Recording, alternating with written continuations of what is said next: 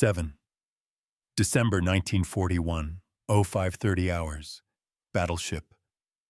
Nagato, Hashirajima Anchorage in the inland sea of Japan. Admiral Isoroku Yamamoto stood in his flag cabin, the glow of a shaded lamp falling across charts of the Pacific, tracks of American carrier groups, fuel calculations, and the coded signal sheet that would decide the next century. The air was cold and very still. Through the open port he could hear the slow wash of water against the hull and the distant rhythm of engines from destroyers at anchor.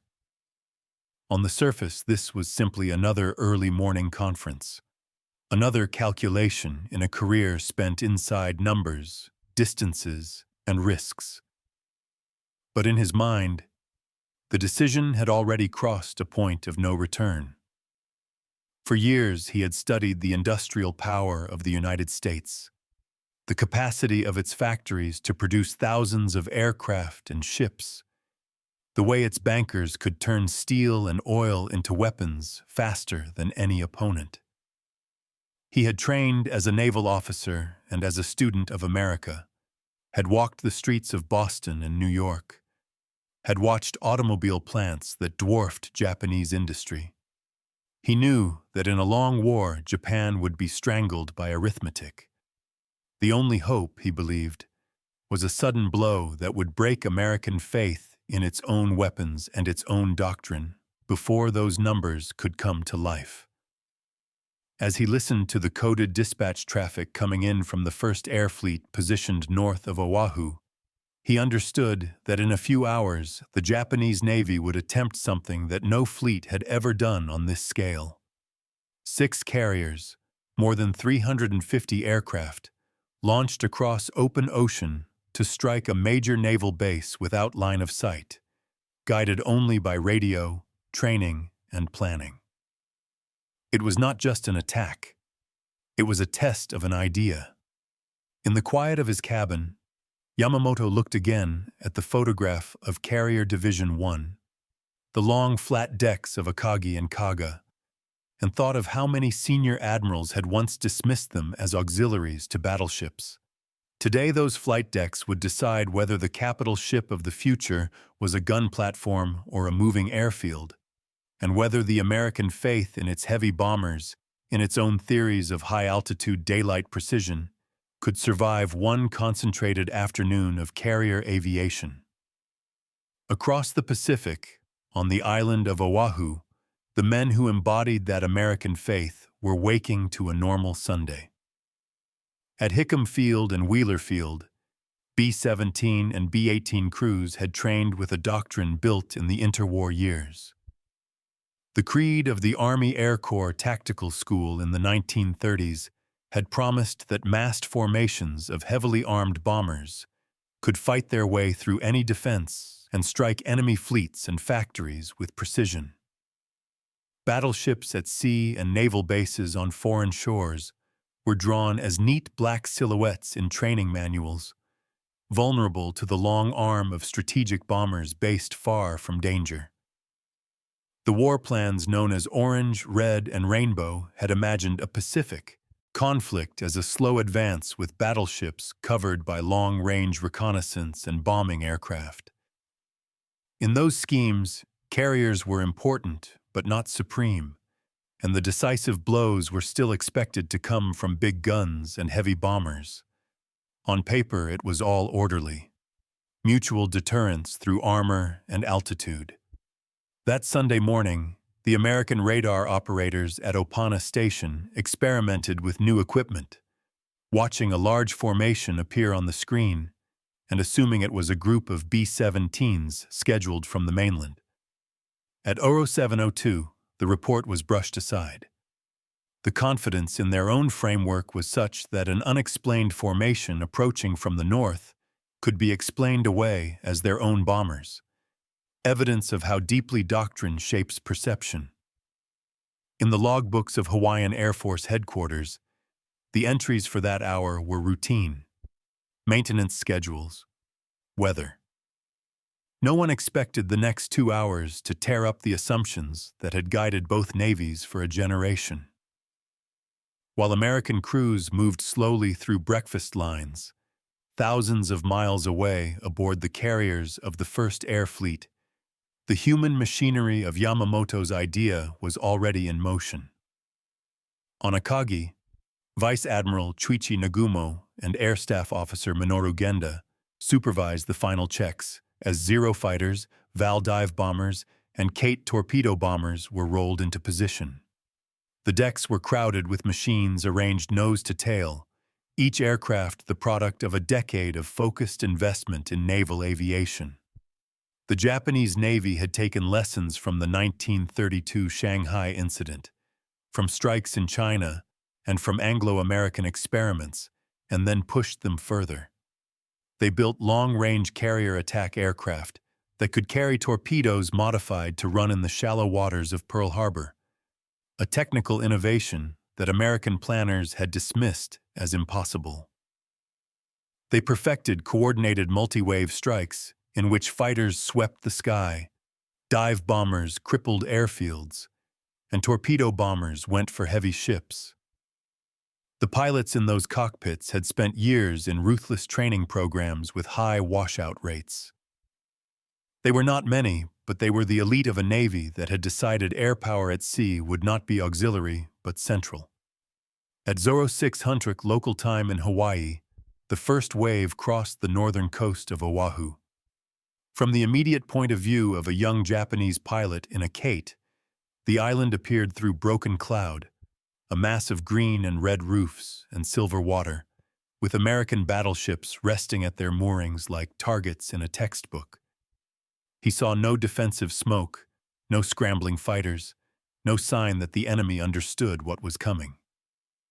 As he adjusted his course toward Battleship Row, he was not thinking of doctrinal debates in Washington or Tokyo. He was watching his altitude, the arming wires of his torpedo, the pattern of ships below. Yet when he began his attack run, when scores of aircraft came down together toward ships that could not move, he was enacting the conclusion of arguments Yamamoto had been making to skeptical superiors for years, that moving airfields with trained air groups could strike faster, farther, and more decisively than any gun line or distant bomber formation. From the documentary view above that pilot, the scale of what unfolded between 0748 and a little after 09 Honokos local time was the measure of how far Japanese admirals had shifted naval warfare in practice. In one coordinated assault lasting less than 2 hours, 183 aircraft in the first wave and 171 in the second damaged or sank 8 American battleships, 3 cruisers, 4 destroyers, and other vessels, destroyed or damaged more than 180 American aircraft, and killed over 400 servicemen and civilians. They did this without a single heavy land-based bomber.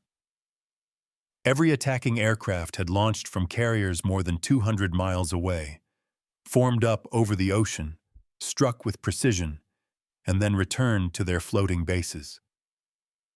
The American B-17s that arrived from the mainland during the attack came in unarmed and low on fuel, some forced to dodge enemy fighters and land where they could, on golf courses and strips under fire. Their presence an almost cruel contrast to the neat predictions that heavy bombers would dominate any future war. In that single morning and early afternoon, Japanese carrier aviation had delivered a concentrated demonstration that challenged the Central American belief that big, high-flying bombers operating from distant land bases would be the primary offensive tool in the Pacific. Naval historians would later count industrial figures behind the smoke. The First Air Fleet had sailed with 6 carriers, 2 battleships, 3 cruisers, 9 destroyers, and supporting tankers. A compact instrument of power that projected nearly 400 aircraft across open ocean. The attack force carried less than 1/10 of the bomb load that American planners had imagined would be needed to cripple a major base, yet achieved strategic surprise and inflicted damage that would take years and billions of dollars to replace. As Yamamoto received Nagumo's terse signals aboard Nagato, he remained cool in front of his staff, noting that the American carriers were not in harbor, observing that the industrial response of the United States would be vast. In private, he wrote that night that he feared they had awakened a sleeping giant. Yet, in military terms, the doctrine he had forced through the Imperial Navy had been proven. In one carefully prepared operation, Japanese admirals had shown that fast carrier task forces, using coordinated waves of torpedo and dive bombers, could do in one morning what many in the world had once expected would require fleets of heavy bombers and lines of siege artillery. It was an afternoon that did not end American bombers as weapons, but it did make their pre-war assumptions obsolete. And every planner in Washington who studied the wreckage at Pearl Harbor understood that from this point forward, the center of gravity in the Pacific War had moved to the flight decks. By the morning of 8th of December in Tokyo, the news of the success at Pearl Harbor had already crossed the cables, and within hours, the Imperial General Headquarters declared that Japan and the United States were now in a state of war. Crowds filled the Ginza to hear the radio announcements, the air full of flags and brass bands. While in the Imperial Palace, Emperor Hirohito received the formal report from Prime Minister Tojo. For the men who had planned the strike, the exhilaration of success was tempered by an awareness of what must follow. Admiral Yamamoto did not celebrate. He was a strategist of probability, not emotion. In the quiet after the announcement, he wrote to a confidant that for 6 months he would run wild, but beyond that, he could promise nothing. Those 6 months would see Japan's air and sea forces spread farther than any in history. From the shores of India to the Aleutians, from the coral reefs of Rabaul to the jungles of Burma. Yet for Yamamoto, the true victory had already occurred in concept. He had demonstrated to every naval planner that air power at sea was the new arbiter. Within days of the attack, Japanese carrier forces struck again, this time across the Philippines and Malaya. On 10 December 1941, off the coast of Kuantan, they sank the British battleships Prince of Wales and Repulse. No bombs from high-flying American or British heavy aircraft had done this. It was carrier torpedo bombers, flying low and coordinated, that destroyed 2 capital ships in open water. For Yamamoto and his peers, this was confirmation, a second proof that the world's great navies would now live or die by their ability to master the new dimension of air at sea. From the deck of the carrier Akagi, one of the pilots who had flown over Pearl Harbor, Lieutenant Commander Mitsuo Fuchida, could sense the transformation more personally. His logbook, filled with numbers and timings, gave way to something closer to reflection. He wrote that the attack had proven that even the mightiest battleship was helpless without air cover. He recalled watching the explosions march along the decks of the Arizona and West Virginia, and understanding that the battleship's age was ending in smoke and fire. Yet the triumph of that moment was shadowed by fatigue. Japan's carrier aviators had trained for years, but their numbers were finite. Each pilot represented hundreds of hours of fuel, maintenance, and instruction that Japan's limited industrial base could barely sustain. Even as they prepared for the next operations, senior officers knew replacements could not be trained fast enough. The United States, by contrast, had training fields scattered across half a continent. By the end of 1942, it would graduate over 60,000 pilots, while Japan could not replace even a tenth of its pre-war elite. This imbalance was invisible in December 1941, hidden behind the early Shun victories. The carrier Akagi, along with Kaga, Soryu, Hiryu, Shokaku, and Zuikaku, formed a mobile force unmatched in coordination. Each ship carried around 70 aircraft, and their combined striking power was something no other nation could yet match. When they next sailed east toward the Central Pacific, their target would be a symbol of America's forward defense, the small atoll of Midway. In the months between Pearl Harbor and Midway, Yamamoto's strategic vision unfolded with near mathematical precision. His fleets swept through Southeast Asia, capturing oil fields in Borneo and Sumatra, securing supply routes that would feed Japan's war machine.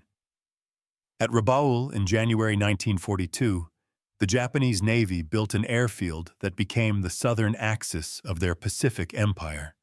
At Darwin in Australia, on 19 February 1942, carrier aircraft from Akagi and Kaga struck the port and airfields, destroying or damaging over 20 ships and killing more than 230 people in what became the largest single attack on Australia in history.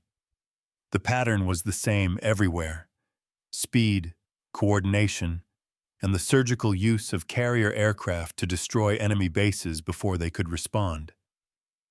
The traditional concept of warfare by large bomber fleets was increasingly sidelined. In each operation, Japan's naval air arm demonstrated that mobile carrier groups could bring concentrated firepower to any point of the map, without the need for fixed bases or long-range bombers. The American B-17s and B-24s stationed in the Philippines or Australia could strike far, but slowly. They required runways, ground crews, and predictable logistics. Yamamoto's carriers moved like chess pieces, each capable of launching waves of attack from anywhere within a 300-mile radius. By the spring of 1942, they had struck from the Indian Ocean to the Coral Sea. The British carrier Hermes was sunk, the port of Colombo in flames. For a brief period of months, it seemed that the Japanese admirals had rewritten the logic of the modern war. But beneath that surface success, the industrial arithmetic that Yamamoto had always feared was beginning to assert itself. In April 1942, only 4 months after Pearl Harbor, 16 American B-25 bombers under Lieutenant Colonel James Doolittle launched from the carrier Hornet to strike Tokyo and other cities. The attack caused little physical damage, but had immense psychological effect. For the first time, Japan had been hit from the sea by the very combination Yamamoto himself had pioneered. It was proof that the Americans had learned the lesson of Pearl Harbor too quickly for comfort. From that point, both nations raced to expand carrier production. The United States had laid down hulls of the Essex class even before the war, and by 1943 each new ship would carry over 90 aircraft. Japan's shipyards, limited by steel and fuel, could not match the pace. Yamamoto knew the window of Japanese dominance was closing. Still, he pressed forward with the next operation, designed to lure the American carriers into a trap. That plan would unfold in June 1942 at a small coral atoll whose name would become synonymous with the turning point of the Pacific War. As he prepared the orders, Yamamoto understood that this battle would determine whether his proof of air power would remain Japan's secret weapon or become America's. The summer of 1942 brought silence across the inland sea. The once constant rumble of carrier engines had faded, replaced by the measured hammering of shipyard cranes salvaging what could be rebuilt. Admiral Yamamoto, now painfully aware of Japan's losses, ordered his fleet to withdraw into defensive positions stretching from the Kuriles to the Solomon Islands. Yet even in retreat, he refused to surrender the principle that had guided him since Pearl Harbor: decisive battle by air at sea. He was not a dreamer, but a realist bound to a flawed system. Japan's industry could build new carriers, but it could not easily replace air crews or fuel. Synthetic oil production barely reached a fraction of wartime needs, and the blockades tightening around the Pacific were beginning to bite. Nevertheless, Yamamoto pressed ahead with new plans to stabilize the front through surprise and speed. By August, American forces landed on Guadalcanal, and the island became the focal point of the next phase of the Pacific War. It was here, in the steaming jungles and narrow seas of the Solomons, that Japan's carrier doctrine met its longest test. The same airmen who had once humbled Pearl Harbor now faced a grinding campaign of attrition that would last for months, fought by dwindling squadrons from improvised bases and overworked ships. From the perspective of a Japanese pilot, like Ensign Kazuo Takahashi, who had flown at both Pearl Harbor and Midway, the change was overwhelming. In his diary, recovered decades later from military archives, he described the difference in tone between the 2 years. At Hawaii, we were hunters. Now we are hunted. Every flight means fuel that cannot be replaced. Takahashi flew from the carrier Shokaku during the Battle of the Eastern Solomons in August 1942. His squadron attacked American carriers that had entered the area to protect the Marines on Guadalcanal. The Japanese managed to damage the Enterprise but lost more than 90 aircraft in the process. Each pilot lost represented months of irreplaceable training. Takahashi's notes from that mission are spare and precise. We found them near noon. Cloud cover low. Anti-aircraft fire constant. 2 friends did not return. What the diary does not describe, but history records, is the industrial disparity behind that exchange. For every aircraft Japan lost in those battles, America could build 10. The United States was now producing nearly 8,000 aircraft per month, an output that no Axis nation could match.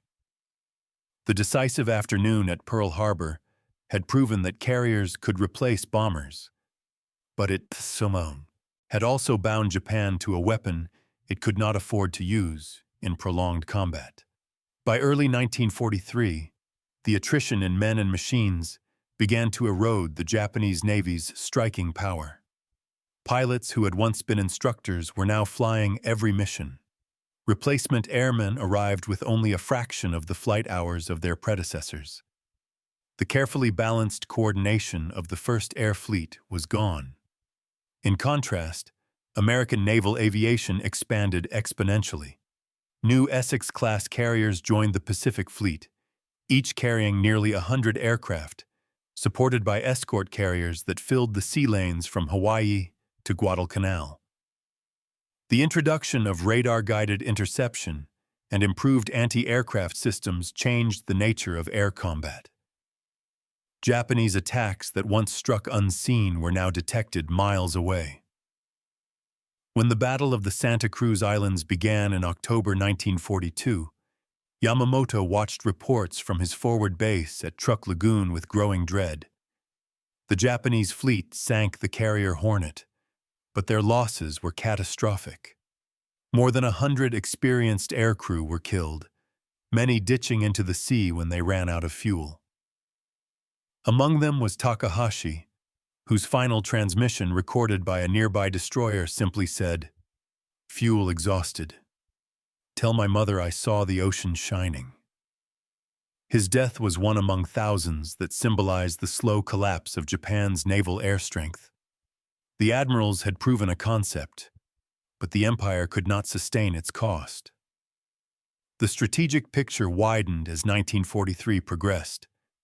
The Americans, learning from every engagement, refined their carrier operations into what would become the task force model.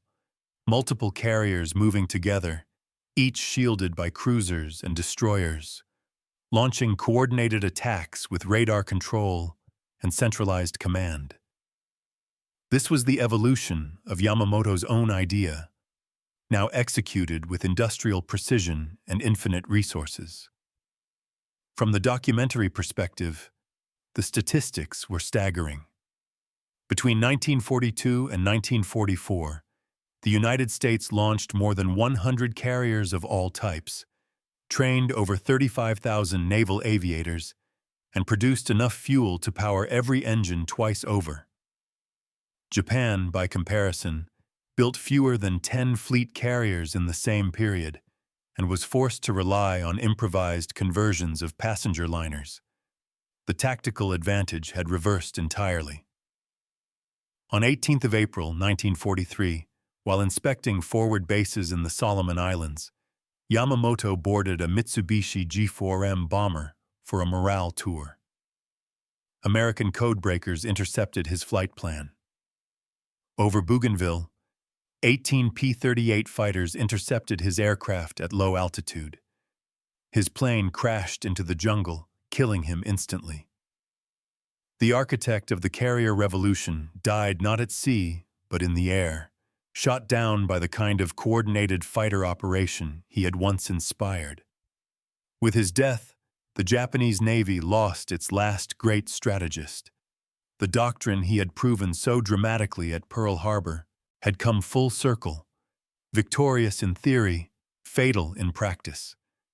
By mid-1943, the Pacific had transformed into an ocean of steel. The shattered carrier fleet that had once brought Japan glory was now scattered across dry docks, from Yokosuka to Kure, while American shipyards launched new hulls every week. The war that Yamamoto had begun as a demonstration of audacity was now a contest of endurance. After his death, command passed to Admiral Minichi Koga, who inherited both the remnants of the once invincible Kido Butai and the impossible task of defending a perimeter that stretched across half the planet. Japan still held vast territories, from Burma to the Marshall Islands, but its logistical arteries were choking. Allied submarines sank tankers faster than Japan could replace them, cutting the fuel supply that fed its carriers and aircraft. For every ton of aviation gasoline that reached Truk Lagoon, 10 were lost at sea. Yet the spirit of Yamamoto's doctrine remained alive. Japanese planners clung to the idea of a decisive engagement that would reverse their fortunes, a single climactic battle in which the fleet could crush the American advance as it had once crushed Pearl Harbor. To that end, every surviving carrier, cruiser, and air group was reorganized for a final stand somewhere in the Central Pacific. From the cockpit view of a Japanese pilot stationed at Truk in late 1943, the difference between ideal and reality was stark. Ensign Hiroshi Tanaka, serving aboard the rebuilt carrier Zuikaku, wrote in a letter to his brother, "The sea is full of empty drums and broken aircraft. We fly because honor demands it, not because victory is near." His words reflected the truth of a fleet sustained by discipline rather than supply. Zuikaku's aircraft squadrons practiced daily, but lacked fuel for extended training. Many of the replacement planes were inferior to the newer American Hellcats and Avengers now sweeping across the Pacific. When the United States struck the Gilbert Islands in November 1943, Japan's response was hesitant, its carrier groups too dispersed to mount a unified counterattack. The Battle of Tarawa, though fought primarily by ground and naval bombardment, symbolized the new phase of the war. American amphibious forces, supported by air cover from escort carriers, overwhelmed the Japanese garrison after 3 days of brutal fighting. To Tokyo's naval staff, the meaning was unmistakable. The Americans no longer needed massive bombers to project power across the ocean. Their carrier fleets had become floating airfields, supplying continuous air support and reconnaissance. The very weapon that had made American bombers obsolete in 1941 was now being used against Japan with industrial precision. The following spring, the destruction intensified. In February 1944, American Task Force 58, commanded by Admiral Mark Mitcher, launched Operation Hailstone, a massive carrier strike against Truk Lagoon, once the most formidable base in the Pacific. The attack unfolded over 2 days, involving more than 500 aircraft from 9 fleet carriers and 6 light carriers. In the personal recollections of an American pilot, Lieutenant James Swanson of the USS Enterprise, "It was Pearl Harbor in reverse. We came in low, torpedoes already armed, and everything that moved was burning within hours." From the broader view, the statistics told the story.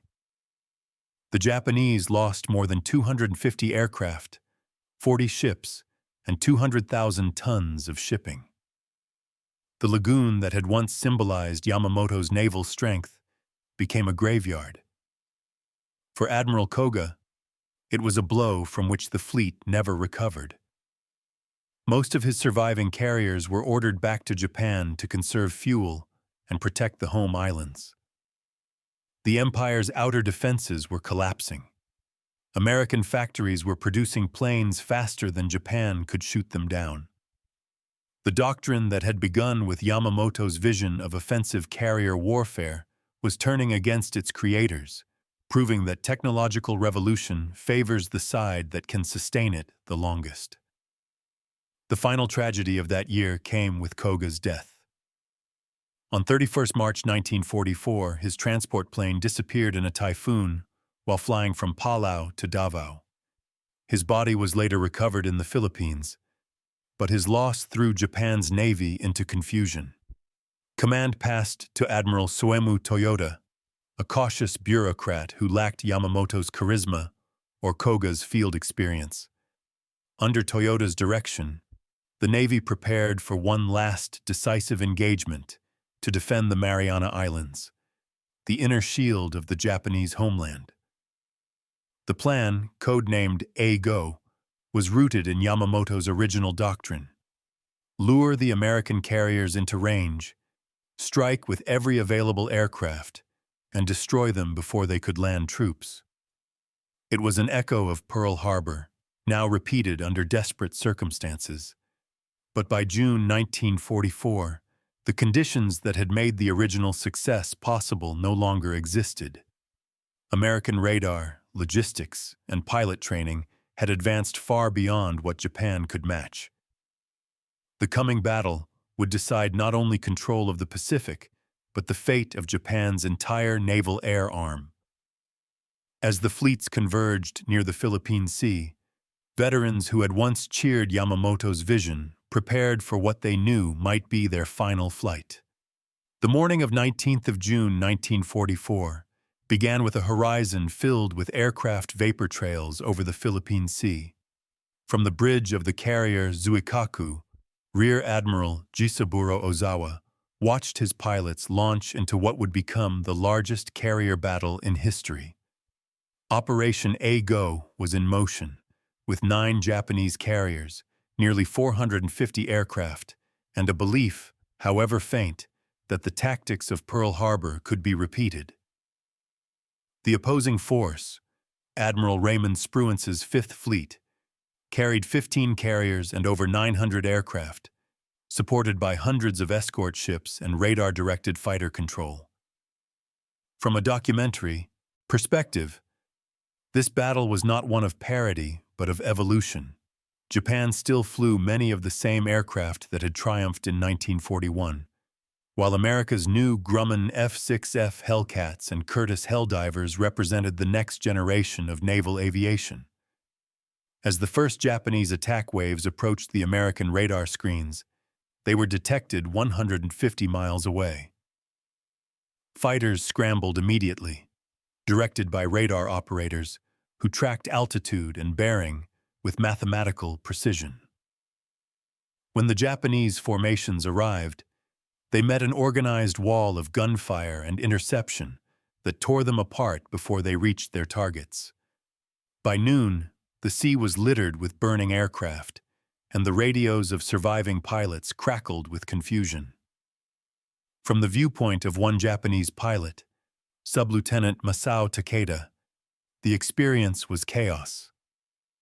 In his brief journal entry, recovered years later from wreckage near Saipan, he described seeing the sky full of tracer fire, the sun flashing off the wings of 1,000 aircraft, and the sea below boiling with explosions. His words captured the moment historians would later call the Great Marianas Turkey Shoot, a one-sided aerial massacre that ended Japan's carrier air arm as an effective force. Out of more than 350 Japanese aircraft launched that morning, nearly 300 were shot down. Only a handful made it back to their carriers. Takeda's own plane was hit by anti-aircraft fire.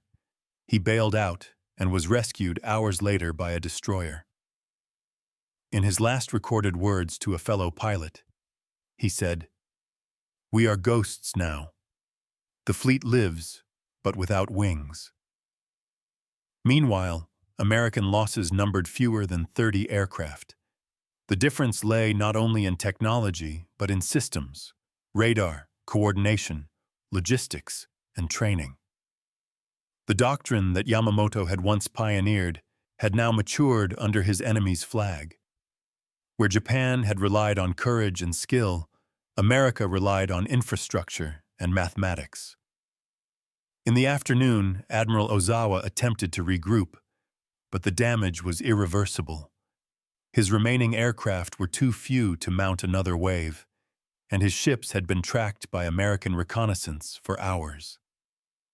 The next day, Task Force 58 struck back.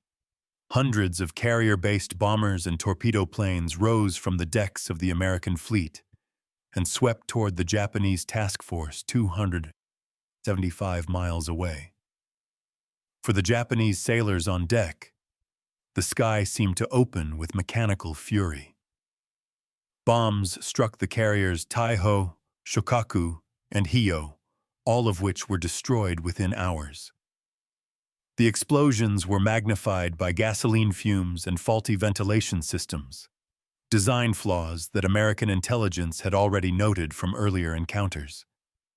As the carriers burned, thousands of sailors jumped into the sea. The scale of loss was staggering. 3 fleet carriers, 2 oilers, 476 aircraft, and nearly 3,000 men in a single engagement.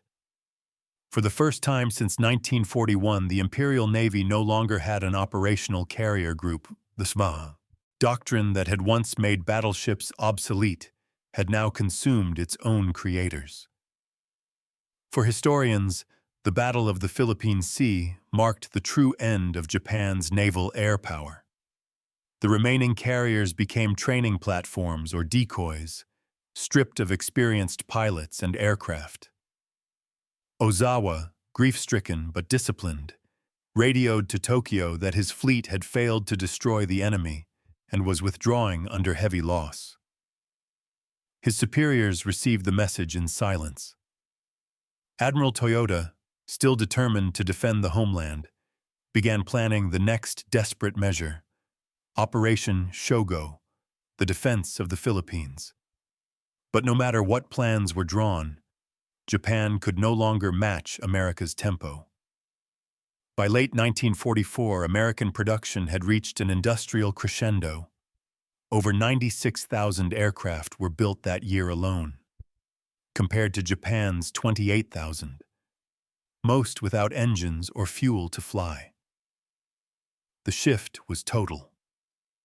The Pacific War was now an industrial war fought across the skies by machines that Japan could not replace. The very idea of the aircraft carrier as the ultimate weapon, once the symbol of Yamamoto's genius, was no longer Japanese. It was American. The Empire's dream of rendering the bomber obsolete had died with its fleet. The months following the Battle of the Philippine Sea left the Japanese Navy in a state of silent collapse. The surviving ships limped back to Kure and Sasebo, their decks scarred and flight crews depleted.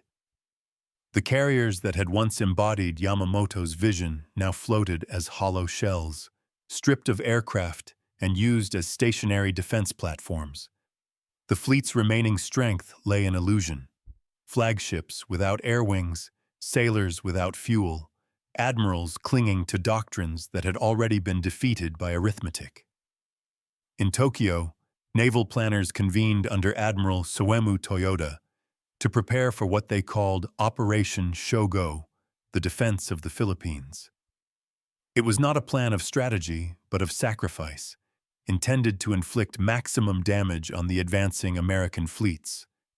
For Japan, the Philippines represented the lifeline to its remaining oil reserves in the Dutch East Indies. Losing them meant losing the war entirely. The Imperial Navy would throw everything it had left into one last confrontation, believing that a decisive victory could stall the American advance long enough to force negotiations.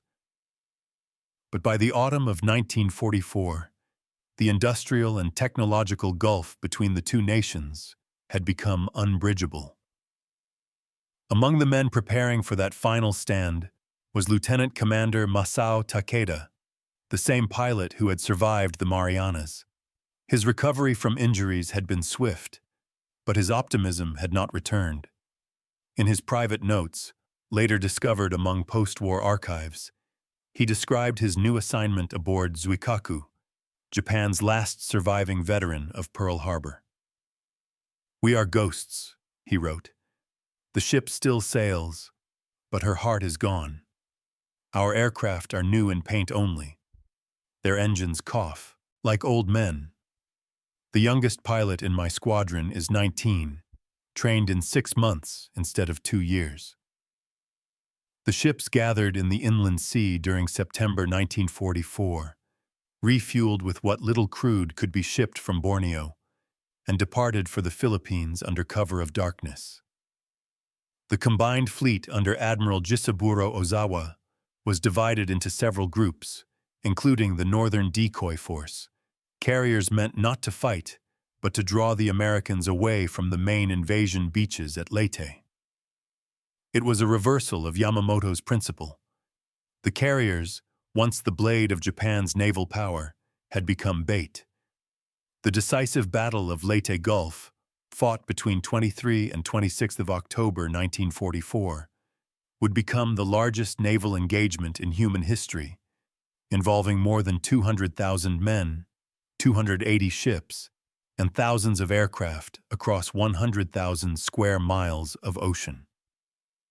From a historian's perspective, the scale of the battle defies imagination. It unfolded as 4 interconnected engagements: the Battle of the Sibuyan Sea, Surigao Strait, Samar, and Cape Engano. For Takeda, it began on the morning of 25th of October, when the decoy carriers came under attack north of Luzon. American scouts from Task Force 38 spotted the Japanese formation at dawn. Within hours, waves of bombers and torpedo planes descended from carriers like Essex, Lexington, and Enterprise.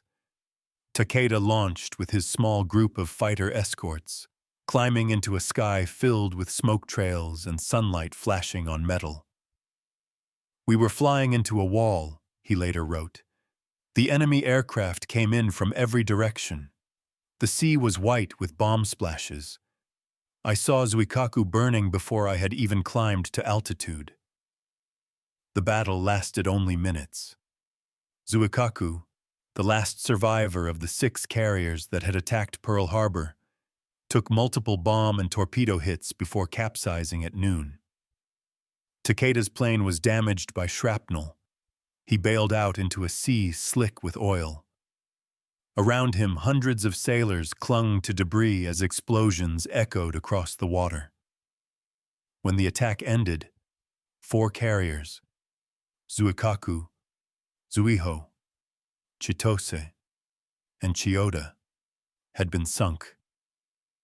The decoy force had succeeded in luring the Americans north, but at the cost of Japan's last carrier fleet. The broader result of Leyte Gulf sealed the fate of the Japanese Navy. In the southern approaches, 2 Japanese battleship groups had attempted to break through to the invasion beaches. One was annihilated in Surigao Strait by Admiral Jesse Oldendorf's force of battleships and cruisers. The other turned back after fierce resistance from American escort carriers and destroyers off Samar. The statistics told the story of a final collapse. Japan lost 4 carriers, 3 battleships, 10 cruisers, and 11 destroyers, over 300,000 tons of shipping, in exchange for light American losses. The surviving Japanese ships retreated to home waters, never to return to major combat. Takeda was rescued days later by a patrol boat and returned to Kure, where he found the dockyards bombed and empty. In his last letter, dated November 1944, he wrote, "The ocean belongs to them now. We fight on land and call it honor, but the sea no longer answers to Japan." The Empire's grand naval dream had ended where it began, in fire and disbelief. The same doctrine that had made American bombers obsolete on the morning of 7th of December 1941 had now been undone by the industrial logic of its enemies. The carrier revolution had come full circle. The sky that had once been Japan's weapon had become its grave. By early 1945, the surviving Japanese admirals understood that the war at sea was over. The United States now fielded more than 100 active carriers, their decks constantly replenished by a production line that never stopped. American naval aviation had achieved a scale unimaginable even to Yamamoto. On 3rd of February 1945, Task Force 58 struck the Japanese mainland, bombing Tokyo for the first time since Doolittle's raid. By summer, the U.S. Navy had erased Japan's shipping, destroyed its oil reserves, and isolated its islands. The proud fleet that had once defied the Western powers was gone. Its ships sunk, its pilots lost, its admirals dead or awaiting surrender.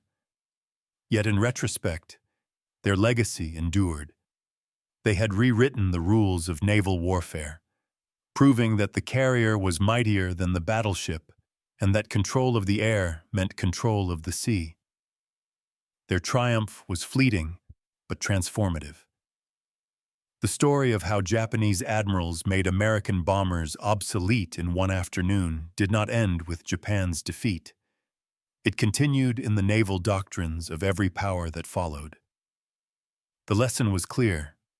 The future of war belonged to those who could command the skies, not with numbers alone, but with the will and innovation to reshape history.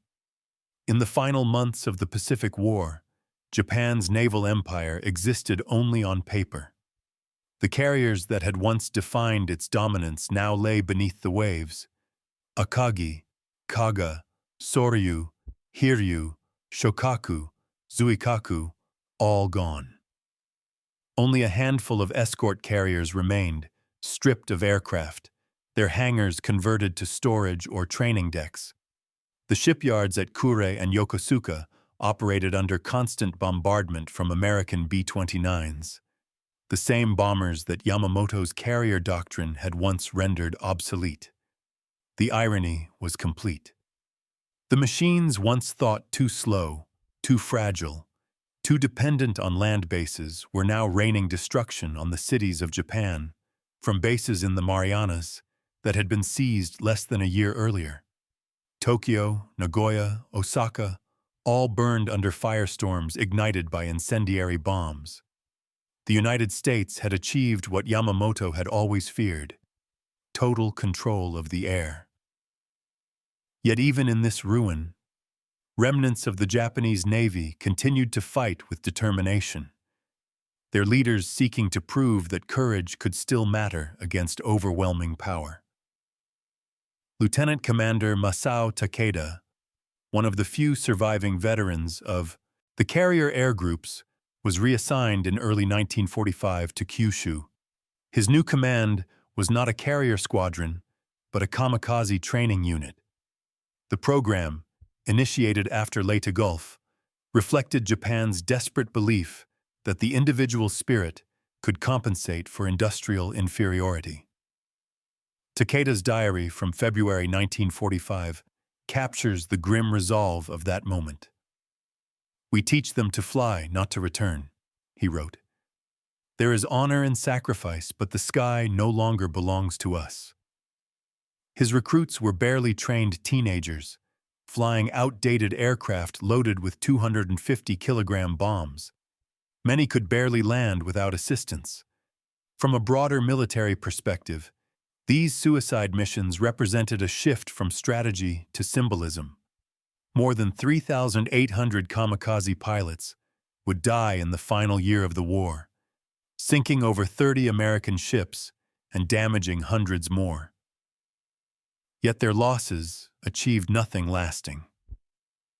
For every Japanese aircraft destroyed in such missions, American factories produced 50 replacements. The industrial imbalance that Yamamoto had once understood, but his superiors had ignored, now determined everything. As the Americans advanced toward Okinawa, Japan prepared its final fleet operation. Operation Ten-Go called for the battleship Yamato, the largest warship ever built, to sail on a one-way mission against the invading forces. Without air cover, it was suicide. On 7 April 1945, Yamato departed Tokuyama with 9 escorts, carrying enough fuel for only a single journey. The plan was to beach the ship on Okinawa's coast and use her guns as a fixed fortress. Takeda, watching from an airfield near Kagoshima, recorded the moment in his final entry. The sea was still. The great ship moved like a ghost of the empire. Her crew waved from the decks as though marching into legend. Hours later, over 300 American aircraft intercepted the task force south of Kyushu. In a relentless series of bombing and torpedo attacks, Yamato was struck at least 10 times before capsizing. More than 3,000 Chon sailors perished, including Admiral Seiichi Ito, who refused to abandon ship. The wreckage burned for hours before sinking beneath the surface, taking with it the last symbol of Japan's naval power. From a documentary standpoint, the sinking of Yamato marked the final act of a transformation that had begun 4 years earlier at Pearl Harbor. Battleships had given way to carriers, and now carriers themselves had given way to air supremacy. By the summer of 1945, the war that Yamamoto had envisioned as a swift, decisive strike had become an annihilation. Japan's ports were empty, its skies dominated by American bombers, its islands isolated by blockade. The Imperial Navy that had once ruled the Pacific was now reduced to coastal patrols and suicide missions.